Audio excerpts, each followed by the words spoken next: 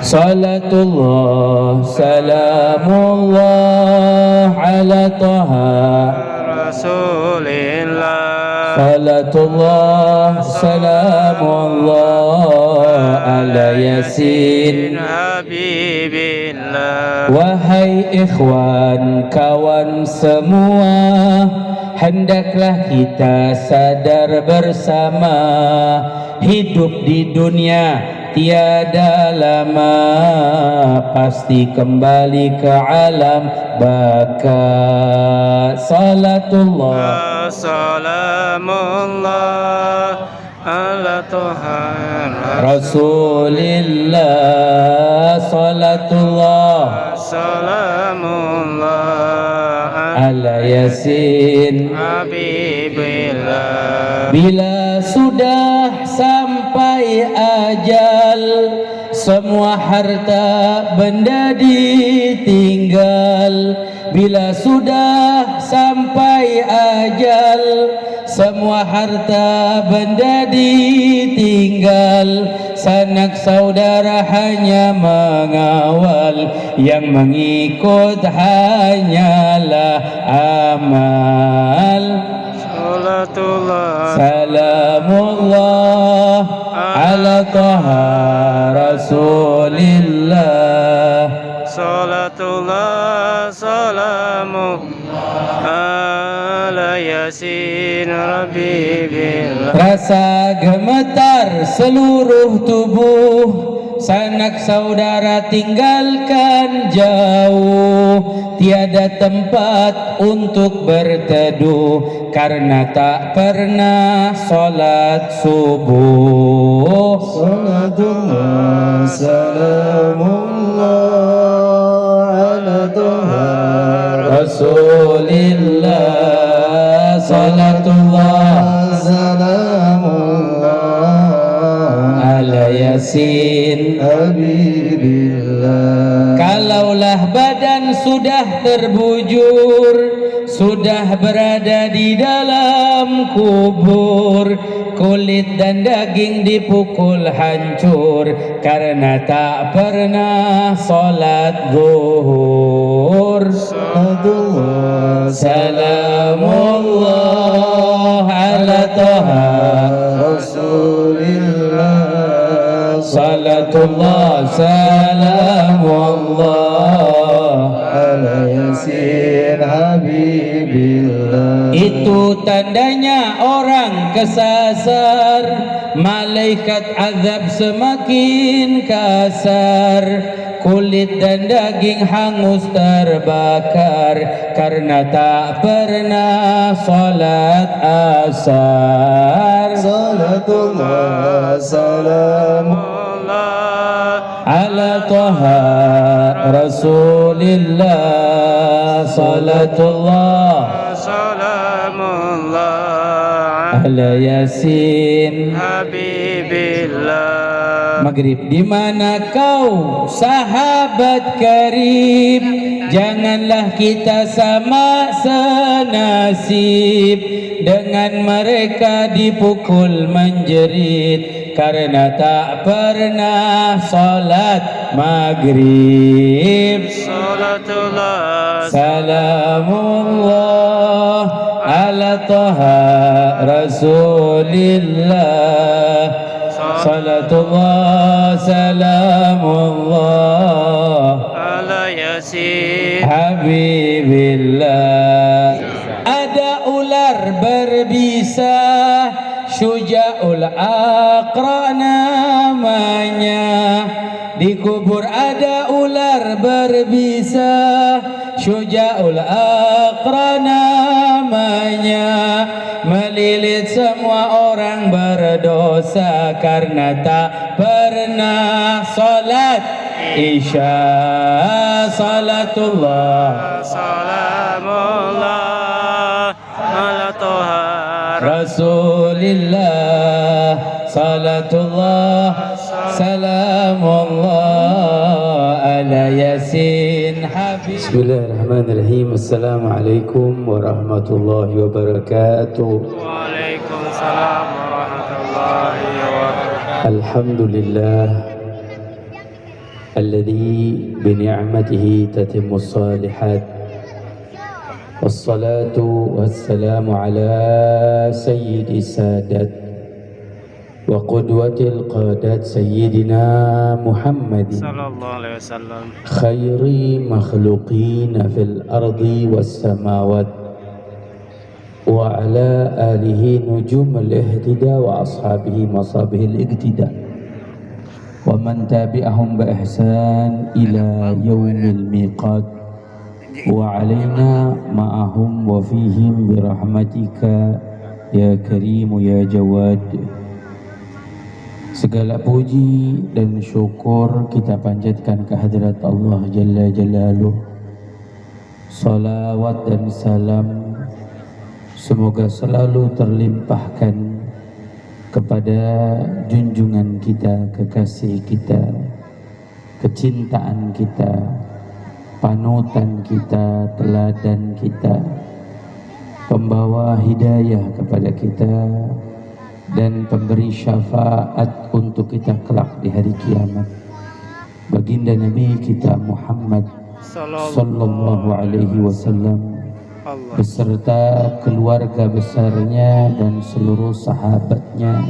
Nabi pun pernah menceritakan ketika ada satu orang hadir di dalam perkumpulan majlis seperti ini, namun tujuannya bukan mengaji, bukan menuntut ilmu, tujuannya ingin menagih hutang. Karena yang hadir di satu majlis itu ada satu orang yang punya hutang. Disebutkan oleh Nabi dalam hadisnya ketika malaikat mau menulis pahala, malaikat bertanya, ya Allah, bagaimana aku menulis atau tidak? Kata Allah, tulis untuknya pahala. Kata malaikat, ya Allah, orang ini datang ke perkumpulan itu bukan mau mengaji, bukan mau mencari ilmu, bukan bertujuan karenamu ya Allah. Apa kata Allah? Tetap tulis untuknya pahala. Humul gum la yashqa bihim jalisu. Dan Allah nyatakan dalam hadis qudsi tersebut, mereka adalah orang-orang yang siapapun berkumpul bersama mereka tidak akan celaka sama sekali. Beruntung kita duduk di sini, hadir di sini. Insya Allah pulang dari sini dosa-dosa kita semua diampuni oleh Allah. Hidup kita dirahmati oleh Allah. Doa kita diijabah oleh Allah Subhanahu wa taala. Amin.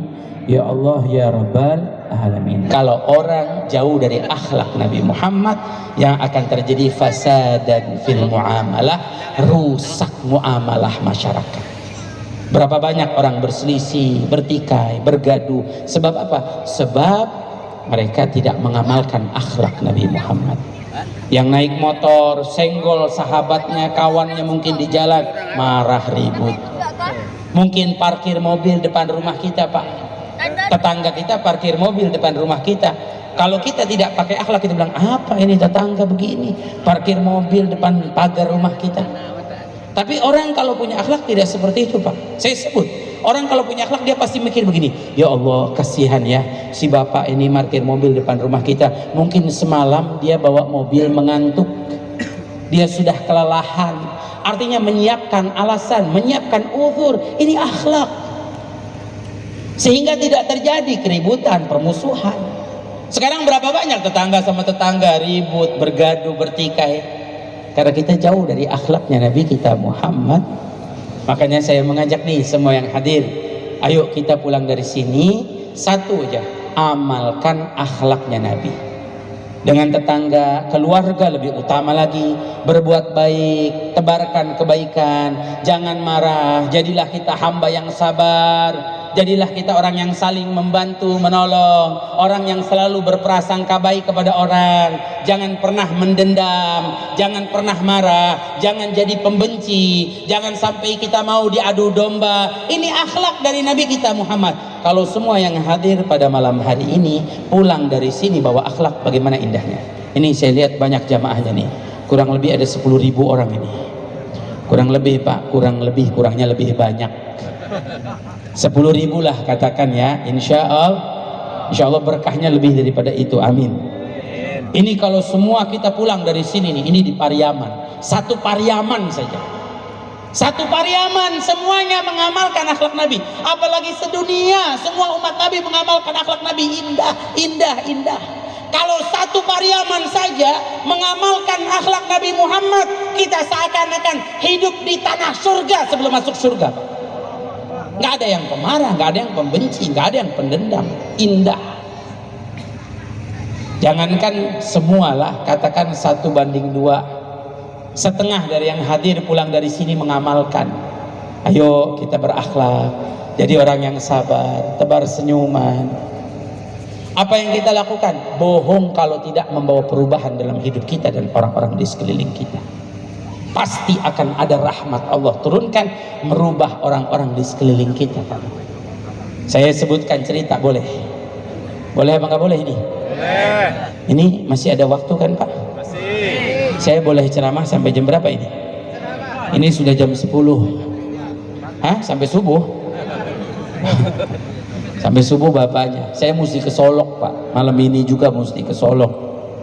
Katanya jauh 3 jam ya. Ya. Mudah-mudahan Allah beri kelancaran. Amin. Dulu ada satu ulama namanya Malik bin Dinar. Orang soleh, alim, cuma miskin.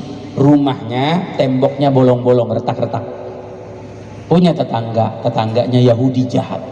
Dari jahatnya sampai spiteng kamar mandinya itu sengaja dibuang ke rumahnya Malik bin Dinar. Tapi Malik bin Dinar tidak pernah marah. Negur saja tidak, Pak, mohon maaf, rumah Bapak kotorannya ke rumah saya. Enggak tegur. Sampai berlarut-larut, sampai bertahun-tahun beliau hanya membersihkan najisnya setiap hari. Sampai kapan? Sampai orang Yahudi ini capek sendiri, lelah sendiri dia. Baru datang ke rumahnya Malik bin Dinar. Makanya saya pesan pada semua jamaah yang hadir, kalau ada orang jahat sama kita, suka bicarain kita di belakang, suka fitnah kita, suka ngomongin kejelekan kita, jangan dibales, biarkan saja. Nanti capek sendiri, lelah sendiri dia. Memang jahatin kita nggak pakai modal kesel, modal amarah, betul tidak? Tuh, lihat coba. Datang orang Yahudi bilang, ya Malik, adaituka wa sabarta alaih. Hei Malik, saya nyakitin kamu, tapi kok kamu sabar sama saya? Apa kata Sayyidina Malik bin Dinar? Kata Sayyidina Malik bin Dinar, saya melakukan ini karena saya ingat pesannya Rasulullah. Rasulullah pernah berpesan, man kana yu'minu billahi wal yawmil akhir falyukrim jarhu. Siapa yang beriman kepada Allah dan hari kiamat, maka muliakanlah tetangganya. Enggak mandang tetangganya mau muslim atau non muslim. Nabi mengajarkan kita memuliakan tetangga. Apa ada? Oh, muliakan tetangga muslim. Enggak. Di hadis itu enggak ada lafaz muslimnya. Semua siapapun tetangga sebagai tetangga. Sampai di dalam fikih itu disebutkan tetangga kita tuh 40 rumah ke kanan, 40 rumah ke depan, 40 rumah ke kiri, 40 rumah ke belakang. Itu tetangga semuanya. Jumlahnya besar. Itu tetangga. Disebutkan. Kata beliau, saya teringat kata Nabi, siapa orang beriman kepada Allah dan hari kiamat, muliakan tetangga. Saya tidak bisa memuliakanmu dengan pemberian, saya orang miskin. Tapi dengan saya tidak membalas kejelekan kamu, jahatan kamu, inilah cara saya memuliakan kamu. Nangis Pak orang Yahudi ini. Allah turunkan rahmat. Malik bin Dinar orang yang akhlaknya bagus, orang Yahudi ini akhlaknya tidak bagus, tapi Allah turunkan rahmat. Orang Yahudi ini memegang tangannya Malik bin Dinar, mengucapkan 2 kalimat syahadat, masuk Islam. Karena apa? Karena akhlaknya Malik bin Dinar. Mohon maaf, berapa banyak karena ucapan kita, perilaku kita yang bukan menjadikan orang semakin dekat dengan Allah, tapi malah menjadikan orang semakin jauh dari Allah. Bapak Ibu, pemuda-pemudi, ada orang di luar sana yang tidak ngaji dengan guru kita. Mereka tidak baca kitab kita. Mereka tidak baca Al-Quran. Mereka tidak baca hadis Nabi Muhammad. Yang mereka lihat kita. Kalau kita berakhlak baik, maka mereka langsung mengatakan, oh Islam baik. Kalau kita berakhlak tidak baik, mereka langsung memukul rata, Islam tidak baik. Ada orang seperti itu. Jadi apa yang mesti kita tunjukkan? Akhlak. Dan kebanyakan umat Islam masuk Islam bukan karena perang. Siapa yang bilang umat Islam masuk Islam karena perang? Bukan. Umat Islam masuk Islam kebanyakan karena akhlak. Mereka menyaksikan akhlaknya Nabi kita Muhammad Sahabat disaksikan akhlaknya oleh tabi'in, tabi'in disaksikan oleh tabi'in, sampai seterusnya sampai sekarang. Berapa banyak orang masuk Islam sebab melihat akhlak. Maka perlu kita mengamalkan akhlak. Dulu juga ada namanya Sayyidina Abdullah bin Mubarak, seorang ulama yang hebat, kaya raya, punya tetangga orang Yahudi miskin, tetangga sebelahan. Nah ini beda nih, yang muslimnya kaya, yang non muslimnya miskin. Abdullah bin Mubarak setiap masak istrinya itu tetangganya orang Yahudi dibagi Pak, dibawakan ini makanan. Bukan hanya itu saja, Lebaran kalau beli baju baru, anaknya orang Yahudi dibelikan baju baru. Ini luar biasa. Kira-kira ada nggak di Pariaman yang begini? Jangankan tetangga kita non muslim, kadang kita tetangga muslim aja kita nggak peduli Pak. Kita kurang kepedulian kita. Saya sedih Pak lihat berita, mungkin Bapak Ibu juga lihat berita, satu keluarga meninggal dunia di Kalideres, tak ada yang tahu, tetangganya tidak tahu. Mau itu dengan sebab apapun meninggalnya bukan urusan saya, tapi perlu kita perhatikan haknya tetangga. Kadang ada orang yang rumahnya sudah temboknya tinggi-tinggi, sudah tidak kenal lagi tetangga sebelahnya, tidak peduli lagi kepada tetangga sebelahnya, mungkin tidak makan. Nabi loh yang mengatakan, la yu'minu ahadukum man bata syab'an wa jaruhu ja'i. Tidak sempurna iman di antara kalian kalau tidur dalam keadaan kenyang, tetangganya dalam keadaan kelaparan. Karena Islam mengajarkan kita kepedulian, mengajarkan kita keindahan. Apa yang diajarkan oleh Nabi kita Muhammad. Sampai suatu hari orang Yahudi ini perlu uang, mau jual rumahnya. Dia bicara sama Abdullah bin Mubarak, hai Abdullah, saya mau jual rumah. Kata Abdullah bin Mubarak, kenapa? Kamu nggak betah di sini? Kenapa kamu nggak suka jadi tetangga saya? Ada apa? Kenapa kamu mau jual rumah, mau pindah? Kata dia, saya punya hutang sama orang. Saya harus ganti hutang saya. Saya dengan uang itu nanti saya mungkin beli rumah yang kecil atau saya menyewa rumah. Abdullah bin Mubarak sadar orang ini mau jual rumahnya karena hutang sama orang, terlilit hutang. Langsung Abdullah bin Mubarak datang ke rumahnya, ambil uang 1000 dirham. Dia tanya, berapa mau dijual? 1000 dirham. Tunggu sebentar, ambil uang 1000 dirham Pak. Langsung didatangi orang Yahudi, ini uang 1000 dirham, tapi kamu jangan pindah, kamu tetap jadi tetangga saya. Anggap ini bukan dijual, tapi saya memberikannya untuk membayangkan. Ini sama orang Yahudi, sama orang non muslim. Akhlak seperti ini yang diajarkan oleh Nabi kita Muhammad. Makanya saya bingung kalau ada orang berbuat buruk sama tetangganya, padahal tetangganya muslim. Memang Nabi mengajarkan kita? Enggak pernah mengajarkan seperti itu sama sekali. Sampai apa? Sampai suatu hari orang Yahudi ini mau jual lagi rumahnya, tapi dia malu mau bicara sama Abdullah bin Mubarak. Dia bicara sama tetangga yang lain, saya mau jual rumah saya nih. Kata tetangga yang lain, mau dijual berapa? Saya mau jual 2000 dinar. 2000 dinar ya. Lah kok naik? Kata tetangganya, baru berapa bulan lalu kamu mau jual 1000, sekarang mau jual 2000.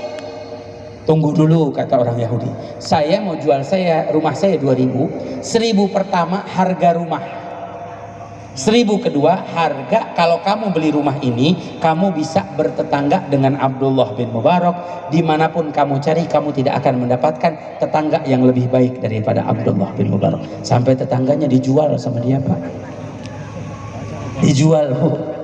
Ini luar biasa orang Yahudi nih. Sampai ke telinga Abdullah bin Mubarak di pasar. Hei Abdullah, tetangga kamu mau jual rumahnya. Yang benar ya, mau dijual berapa? 2000. Lari dari pasar. Lari dari pasar, ngambil uang 2000 dinar dari rumahnya, pergi ke rumah orang Yahudi. Hei kamu tetanggaku, katanya kamu mau jual rumah kamu 2000. Ini saya bawakan uang 2000. Kamu jangan jual rumah kamu jangan pindah, tetap tinggal di sini. Jadilah tetangga saya. Kalau kamu perlu uang berapapun, bilang sama saya. Hebat akhlaknya. Kira-kira di Pariaman ada nggak yang begini Pak Bu? Kalau ada saya pengen tinggal di sebelahnya. Kan enak, bisa dibantuin ya. Tuh. Ini luar biasa. Apa Allah tidak turunkan rahmat? Allah turunkan rahmat Pak. Luar biasa. Sehingga apa? Orang Yahudi ini masuk Islam di tangannya Abdullah bin Mubarak. Sebab apa? Sebab akhlak. Makanya ayo kita bawa akhlak, kita berikan, jadikan kita wasilah hidayah. Sampai Nabi bilang, ya Ali, la yahdiyallahu bika rajulan wahidan khairul laka min humrin ni'am. Hei Ali, kalau kamu bisa menjadi sebab orang-orang dapat hidayah, dapat petunjuk Allah, orang-orang jadi taat ibadah, orang-orang jadi sholat yang tidak sholat, orang-orang jadi mengaji yang tidak mengaji, maka apa kata Nabi? Itu lebih baik daripada dunia dan seisinya, lebih baik daripada kamu memiliki dunia dan seisinya.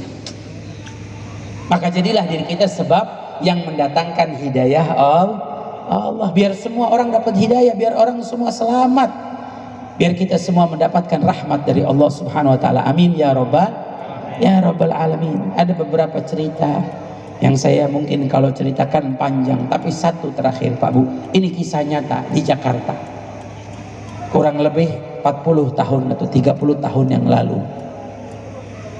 Kalau Bapak Ibu mampir ke rumah para habaib, tadi dulu disebutkan habaib atau disebutnya habib, jamaknya disebut habaib, artinya orang yang kita cintai.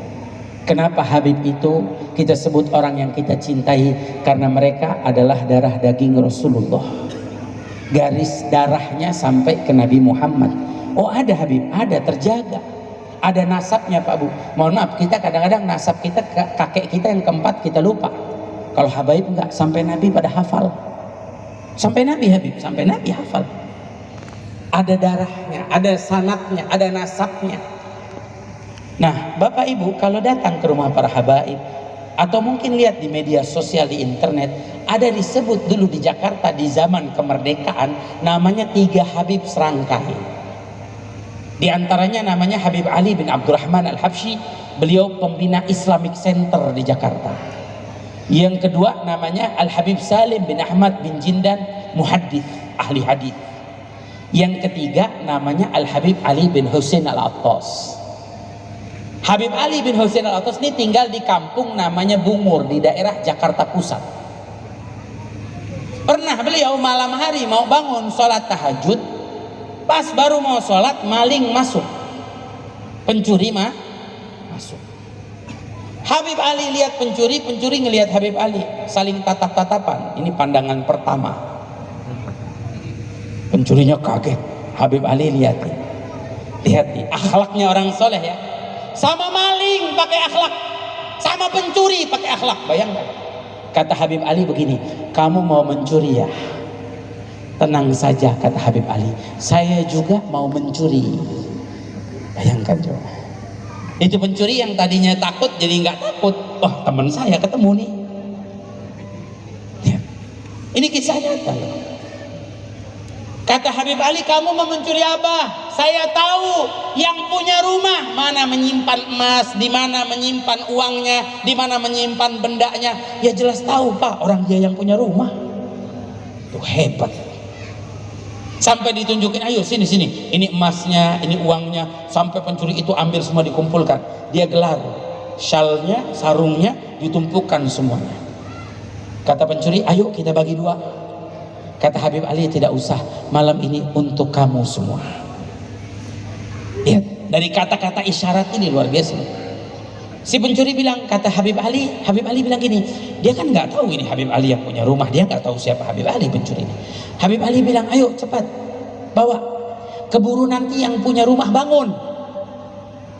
Iya, tapi saya bingung, ini banyak, bagaimana bawanya? Tenang saja, yang punya rumah punya delman kuda yang pakai kendaraan, punya delman, saya punya kunci pagernya. Ya jelas punya kunci pagar, orang dia yang punya rumah Pak. Tuh hebat. Sama maling pakai akhlak, sama pencuri pakai akhlak. Akhirnya apa? Habib Ali bantu naikin ke atas tuh delman, ke atas andong semua barang-barangnya, sampai pencuri ini jalan jumpa dengan para pencuri, ketemu jumpa dengan kepala pencuri, bangga dia, oh saya malam ini dapat banyak. Dapat apa aja? Ditunjukkan emas, uang, saya dapat ini. Bukan hanya ini saja, delmannya saya curi, kata dia. Kata kepala malingnya, kepala pencurinya, yang mana delmannya? Dilihat delmannya.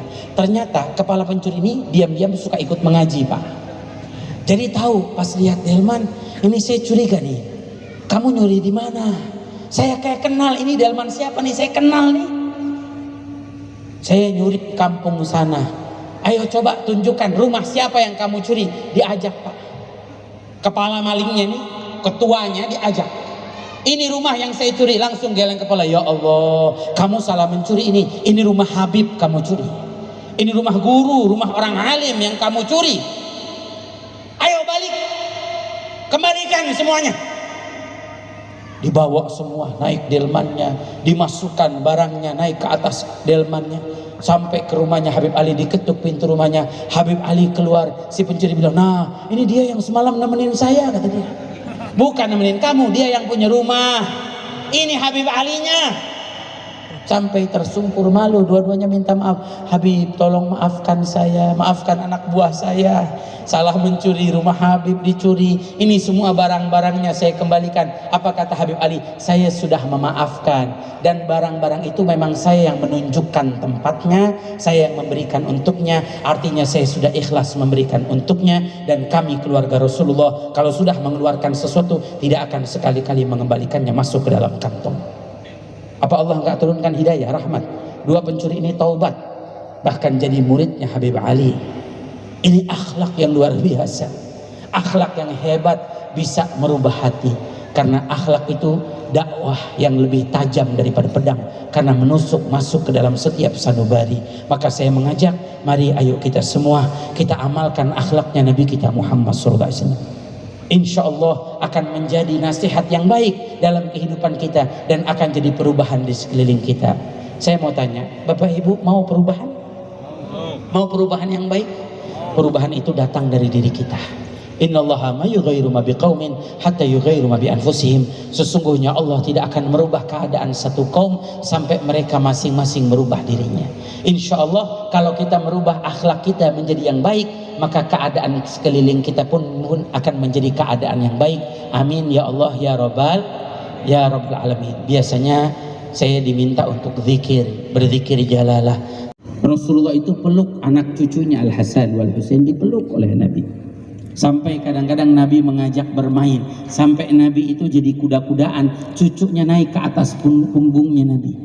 Sahabat masuk bilang, Masya Allah, ni'mal rakib, ni'mal jamalukuma.